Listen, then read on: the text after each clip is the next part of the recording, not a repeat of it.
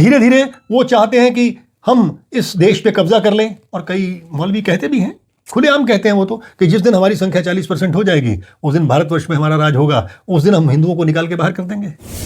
कभी मस्जिद से टैक्स लिया गया हो या कभी किसी चर्च से टैक्स लिया गया हो? नहीं लिया जाता वहां से टैक्स। अगर वहां से टैक्स नहीं लिया जाता तो क्यों नहीं लिया जाता? वो भी तो धार्मिक स्थल है, तो वो भी धार्मिक स्थल है। बड़ा ही विवादित बयान दे दिया है सांसद नवनीत कौर राणा ने। उन्होंने कहा कि अगर वो 19 पैदा कर सकते हैं तो हर हिंदू को 4 बच्चे पैदा करना चाहिए।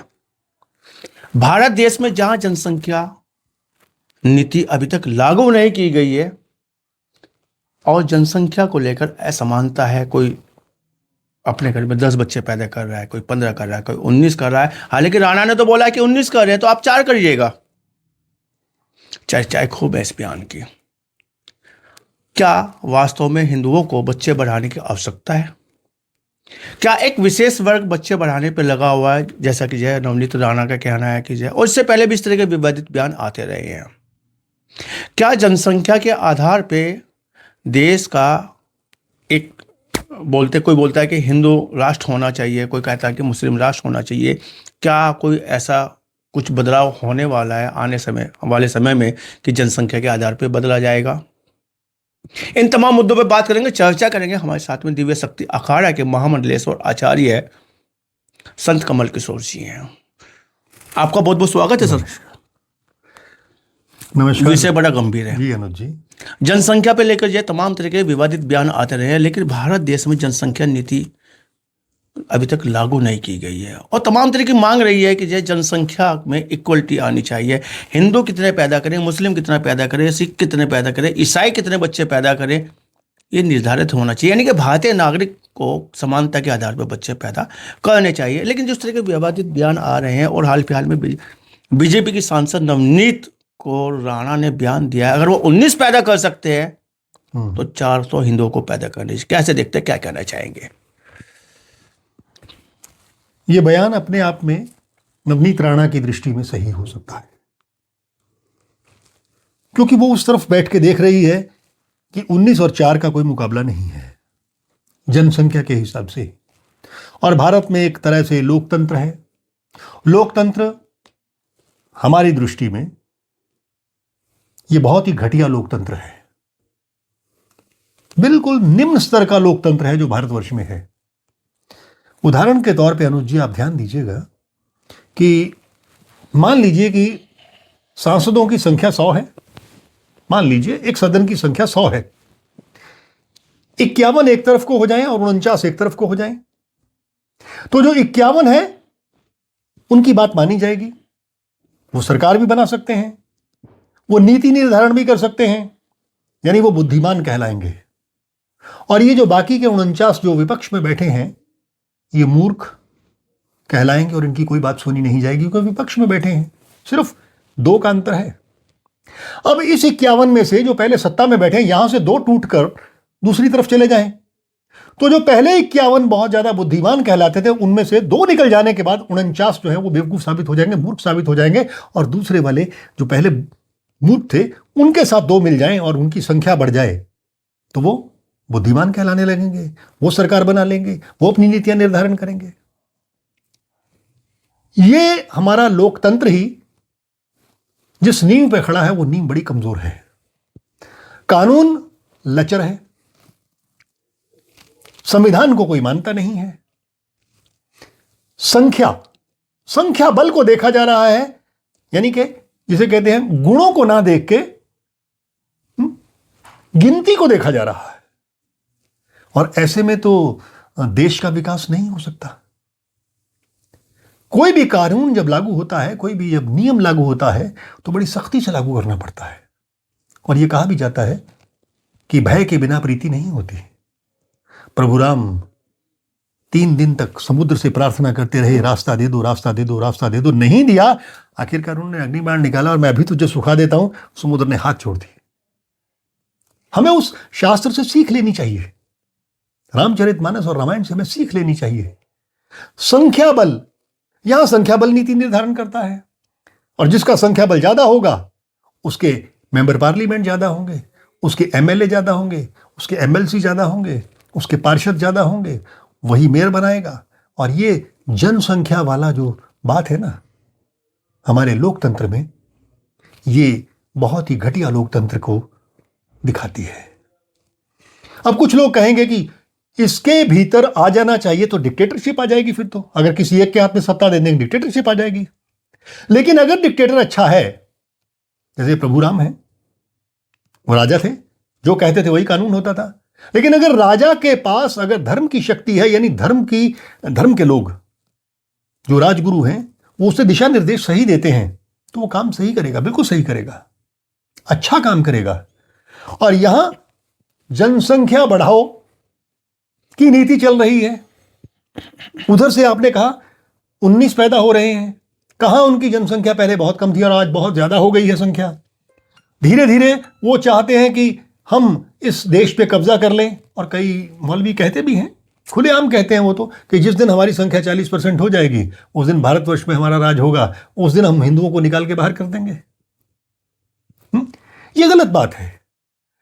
तो बच्चे पैदा करना कोई गलत बात नहीं है, लेकिन संसाधन तो सीमित है, संसाधन सीमित है। नौकरियां, अगर मान लीजिए कि एक जगह पे 50,000 नौकरी है तो उसको 1 लाख में तो एकदम से नहीं बदला जा सकता।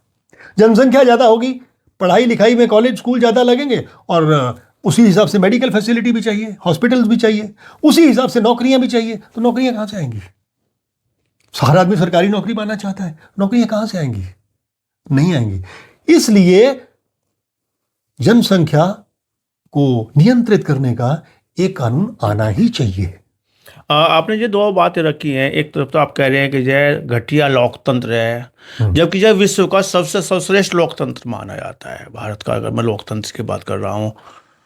दूसरा आपने बोला कि जय राजतंत्र होना चाहिए, राजा राम जी का आपने उदाहरण दिया है। क्या वास्तव में अब जरूरत आन पड़ी है कि लोकतंत्र हटा के या संविधान को हटा के भारत को जो राजतंत्र में बदला जाए?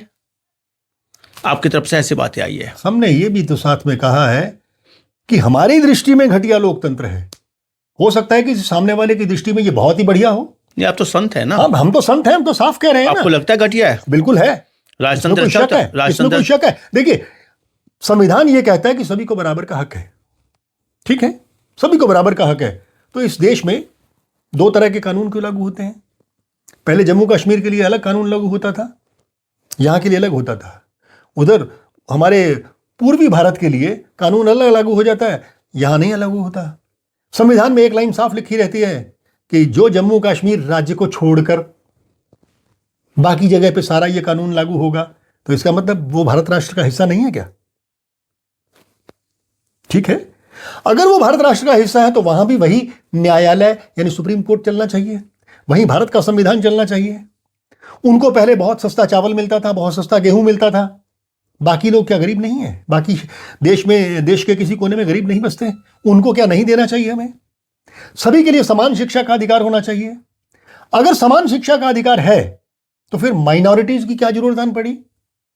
माइनॉरिटी की आज तक व्याख्या ही नहीं हुई कानून में कि माइनॉरिटीज कौन, अल्पसंख्यक कौन, आज तक व्याख्या नहीं हुई है। पहले तो यह जान लेना चाहिए कि माइनॉरिटीज आरक्षण कब तक।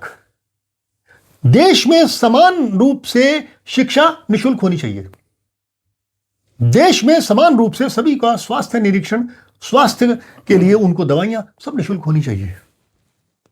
जब पढ़ाई समान होगी, सभी के लिए निःशुल्क होगी, तो फिर आरक्षण की क्या आवश्यकता रहेगी? नहीं रहेगी। उस समय क्या अल्पसंख्यक वाले जो क्या करते हैं, उनको तो चाहिए कि सिर्फ अल्पसंख्यकों को ही लेना। अब मैं उदाहरण छोटी सी एक और देता हूं। मंदिर में दान चढ़ता है, वो सारा का सारा दान चला जाता है किस पे? स्टेट पे चला जाता है। स्टेट उस पे कब्जा कर लेती है, राज्य सरकार कब्जा करके अपने हिसाब से बांटती है। लेकिन कभी आपने सुना कि कभी मस्जिद से टैक्स लिया गया हो या कभी किसी चर्च से टैक्स लिया गया हो? नहीं लिया जाता वहां से टैक्स। अगर वहां से टैक्स नहीं लिया जाता तो क्यों नहीं लिया जाता? वो भी तो धार्मिक स्थल है, तो वो भी धार्मिक स्थल है।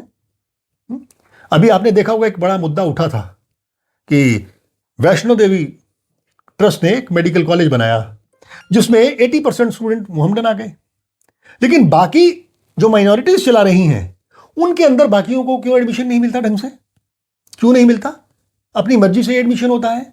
ये सारी जो डिस्पैरिटी है, जिसे कहते हैं दोनों के भीतर बैलेंस नहीं है, असमानता है। असमानता जो है, डिस्पैरिटी है, वो नहीं होनी चाहिए। भारतवर्ष में एक संविधान, एक कानून लागू होना चाहिए। ये नहीं कि मोहम्मदन कह देंगे कि हम तो सिर्फ शरिया कानून मानेंगे, हम तो शरिया लागू करके रहेंगे, हमारे लिए तो कुरान श्रेष्ठ है। देश पहले आना चाहिए, ठीक है ना, देश पहले आना चाहिए। क्योंकि जिस देश का हम अन्न खाते हैं, जहां की रोजी रोटी से हम पलते हैं, बड़े होते हैं, वो हमारी मातृभूमि है। तो हमारे लिए देश पहले आना चाहिए।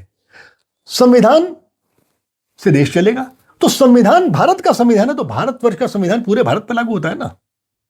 उसके लिए अलग अलग संविधान क्यों? जैसे वक्फ बोर्ड बना दिया गया, तो कल को दूसरे क्रिश्चियंस लोग मांगेंगे हमें क्रिश्चियन बोर्ड दे दो, सिख कहेंगे हमें सिख बोर्ड दे दो, सिख श्राइन बोर्ड दे दो, हिंदू कहेंगे हमें हिंदू बोर्ड दे दो, जैन कहेंगे हमें जैनियों का बोर्ड अलग दे दो। हम तो अपना अपना कानून चलाएंगे। तो क्या भारत का संविधान बचेगा? नहीं बचेगा। अब आई आपकी बात जो आपने मुझसे पूछी है कि बच्चे पैदा करने वाले, सभी के लिए एक कानून लागू होना चाहिए। या तो जनसंख्या नियंत्रण सब पे लागू हो जाए, कोई भी अछूता ना बचे। जब संसाधन सीमित हैं, आपको पता है कि हम सभी को नौकरियां नहीं दे सकते, तो जनसंख्या नियंत्रण को लाना चाहिए। पहले यह कानून एक अलग तरीके से लाया गया था, इंदिरा गांधी जी के जमाने में लाया गया था, और लोगों की नसबंदी तक कर दी गई थी पकड़ के। आपको याद होगा कितने लाखों लोगों की नसबंदी कर दी गई थी, और फिर आरोप लगा था कि मैक्सिमम हिंदुओं की नसबंदी की गई।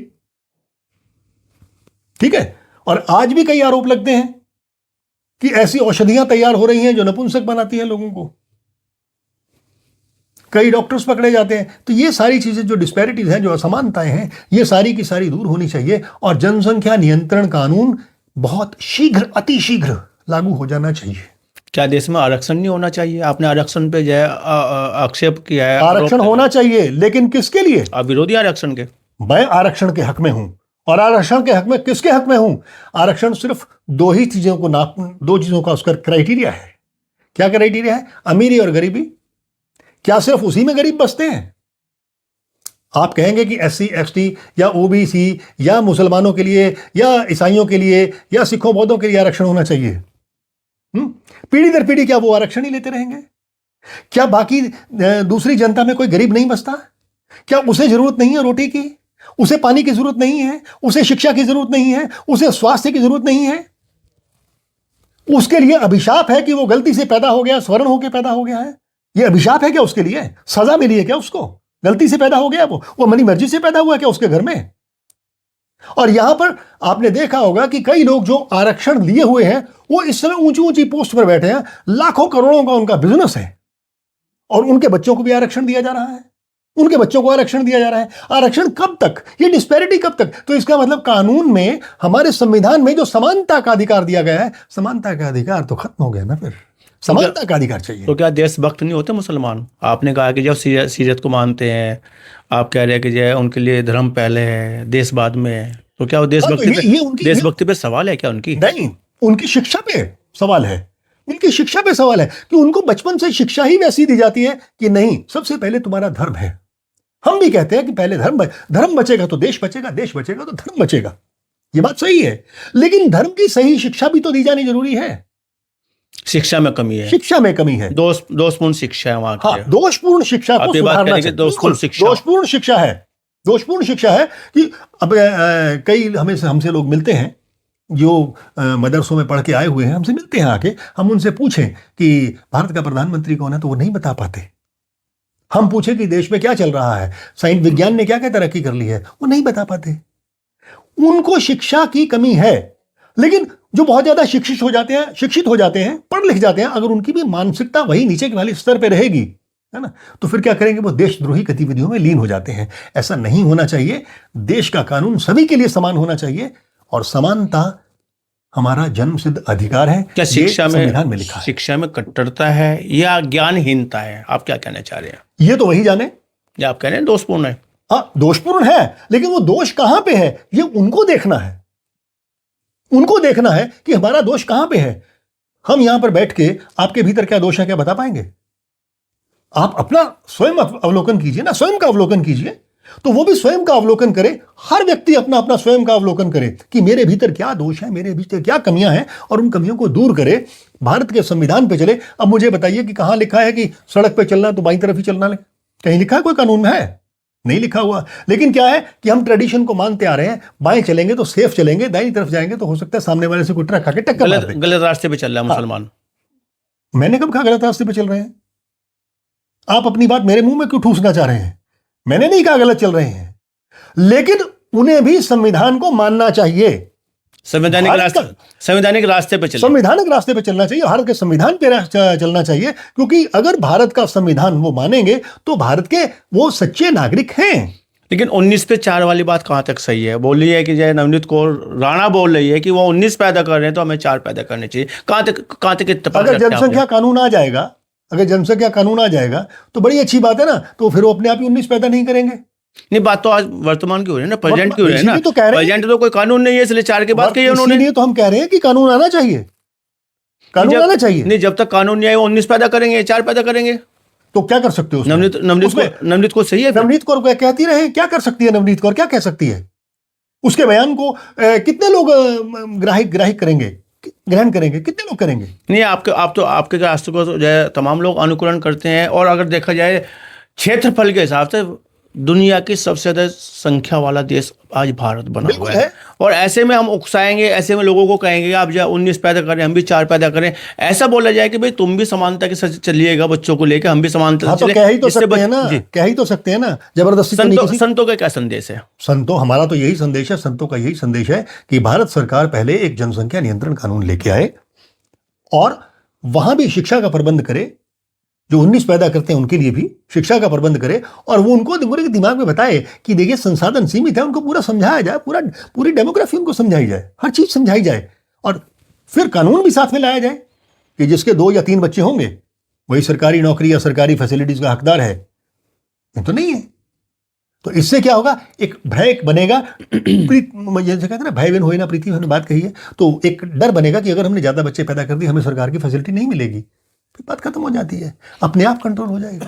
2024 से पहले लग रहा था कि इस बार जो मोदी जी अगर तीसरे टर्म में आते हैं तो जनसंख्या नीति कानून निश्चित रूप से लागू किया जाएगा। और ऐसे में उनका एक सांसद जिसका नाम जो है नवनीत कौर राणा है, वो एक बयान देती है। क्या उसको लगता है हताशा की शिकार है वो? क्या लगता है कि जनसंख्या नीति कानून अभी नहीं ला रही है मोदी सरकार, जिससे उन्होंने ये बयान दिया है? अभी ये तो देखिए राजनीति का विषय है कि सरकार क्यों नहीं ला रही। नहीं, वो हताशा पूर्वक, अब ये तो उसकी मानसिक, आपने मांग की है ना कि लाना चाहिए। हाँ, हम तो मांग कर, वो सदन में बैठती है, वो सदन में बैठ के मांग करती है, हम बाहर बैठ के मांग कर रहे हैं। तब भी हताशा का शिकार है, बोले कि 19 पैदा कर दिया, हमें 4 करने चाहिए। हो सकता है कि उसने ये बात देश की परिस्थितियों को देखकर कही हो। हम हताशा क्यों कहें उसे? देश की परिस्थितियों को देखकर, देश के संसाधनों को देखकर उसने अगर ये बात कही है तो सही कही है। संसाधन पर्याप्त है? संसाधन बहुत कम है हमारे पास। परिस्थिति तो अनुकूल नहीं है? परिस्थिति तो अनुकूल नहीं है ना। परिस्थिति अनुकूल नहीं है, संसाधन पर्याप्त नहीं है, इसीलिए तो उन्होंने ये बात कही है। तो इसमें हताशा वाली कौन सी बात है? ये बात उन्होंने सही कही है, अपने स्थान पे वो बिल्कुल सही है। और सरकार को सदन में बैठ के वो बात कहती है तो सदन में उसकी बात सुनी जाएगी, क्योंकि वो एक संविधान को निर्माण करने वाली संस्था का, यानी हमारे लोकतंत्र का एक हिस्सा है, सदन का हिस्सा है, जो वहां पे कानून बनते हैं। परिस्थिति अनुसार कही है नवनीत कौर राणा ने ये बात, ऐसा कहना है दिव्य शक्ति अखाड़ा के आचार्य महामंडलेश्वर संत कमल किशोर जी का। और सरकार जल्दी से लाए जनसंख्या नियंत्रण कानून, जिससे विस्फोटक स्थिति न बन सके भारत में, क्योंकि संसाधन सीमित है, लोगों को बराबरी का हक मिले, समानता का हक मिले। आपने बात की चर्चा के लिए आपका बहुत बहुत धन्यवाद, बहुत बहुत शुक्रिया। आपका भी बहुत बहुत धन्यवाद अनुज जी, और आपके चैनल के दर्शकों का भी बहुत बहुत धन्यवाद।